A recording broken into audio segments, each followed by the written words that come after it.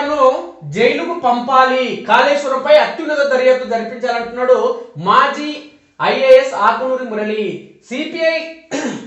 CBI కాదు, జాతీయ అంతర్జాతీయ నిపుణులతో కమిటీ వేయాలి. కాళేశ్వరం విచారణపై ప్రెస్ క్లబ్ రౌండ్ టేబుల్ సమావేశం. కాళేశ్వరం ప్రాజెక్టులో అక్రమాలకు అప్పటి సీఎం కేసీఆర్ బాధ్యులని, ఆయనను జైలుకు పంపాల్సిందేనని రిటైర్డ్ ఐఏఎస్ జాగో తెలంగాణ కన్వీనర్ ఆకునూరు మురళి డిమాండ్ చేశారు. మంగళవారం సోమాజిగూడ ప్రెస్ క్లబ్ లో జాగో తెలంగాణ జనసమితి ఆధ్వర్యంలో నిర్వహించిన కాళేశ్వరంపై సిబిఐ విచారణ జరిపించి దోషులను శిక్షించి అవినీతి సొమ్ము ప్రజా ఖజానాకు జమ చేయాలనే అంశంపై నిర్వహించిన రౌండ్ టేబుల్ సమావేశంలో ఆయన మాట్లాడారు.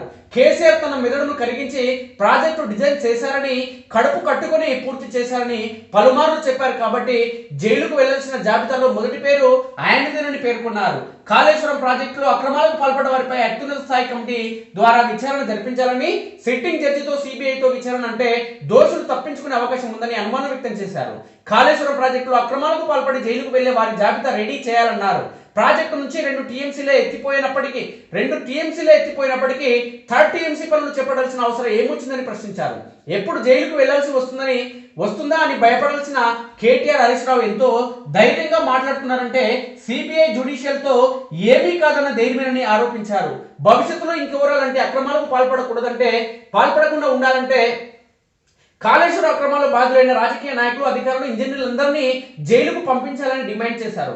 వర్షాలతోనే పంటలు పెరిగాయి. ఇరిగేషన్ ప్రాజెక్టుల కింద ఆయకట్టు స్థిరీకరణ అనేది పెద్ద బోకస్ అని ఆకునూరి మురళి ఎద్దేవా చేశారు.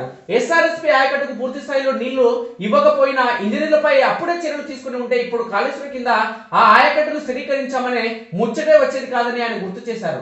దేశంలోనే 4500 కోట్ల పనులు నామినేషన్ పద్ధతిని ఇచ్చిన రాష్ట్రం తెలంగాణ.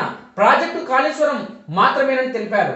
కాళేశ్వరం ప్రాజెక్టు నీటి లభ్యతపై తప్పుడు రిపోర్ట్ ఇచ్చిన వ్యాప్కోస్ ను రద్దు చేయాలని డిమాండ్ చేశారు. తెలంగాణ ఏర్పాటుకు ముందు 15 లక్షల బోర్లు ఉంటే తెలంగాణ రైతులు ఇంకో 15 లక్షల బోర్లు తెలంగాణ రాష్ట్రం ఏర్పడిన తర్వాత కొత్తగా వేశారని, 9.5 ఏళ్లుగా సమృద్ధిగా వర్షాలు కురవడంతో పంటలు ఎక్కువగా పండాయి తప్ప అందులో కాళేశ్వరం మహిమ ఏమీ లేదని గుర్తు చేశారు.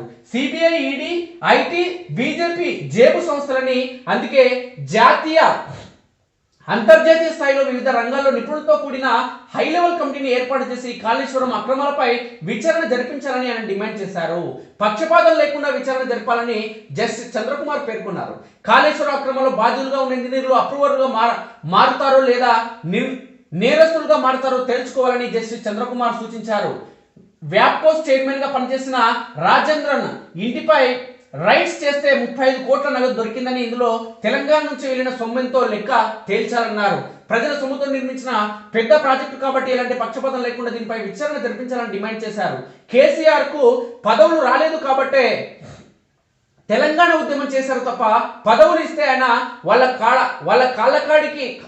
కాళ్ళకాడనే పడి ఉండేవారని ఆరోపించారు.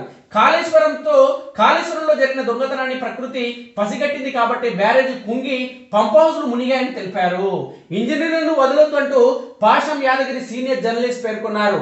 అమెరికా లాంటి దేశంలో ప్రాజెక్టులు, రిజర్వాయర్లు కూల్చేస్తుంటే ఇక్కడ ప్రకృతిని విధ్వంసం చేస్తూ ప్రాజెక్టులు ఎందుకు నిర్మిస్తున్నారని సీనియర్ జర్నలిస్ట్ పాషం యాదగిరి ప్రశ్నించారు.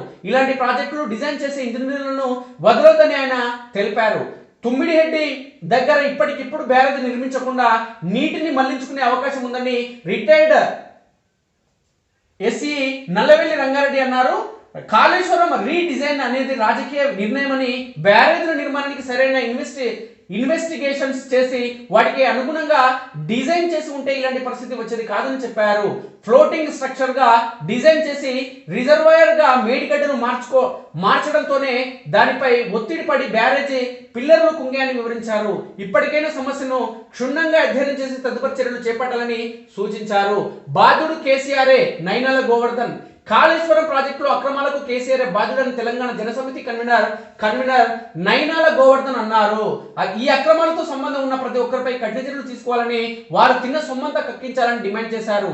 బ్యారేజ్ పునరుద్ధరణపై ఎల్ఎండ్టీ సంస్థ రాసిన లేఖను బయట పెట్టాలన్నారు. ఈ కార్యక్రమంలో ముఖ్య నేతలందరూ కూడా పాల్గొనడం జరిగింది.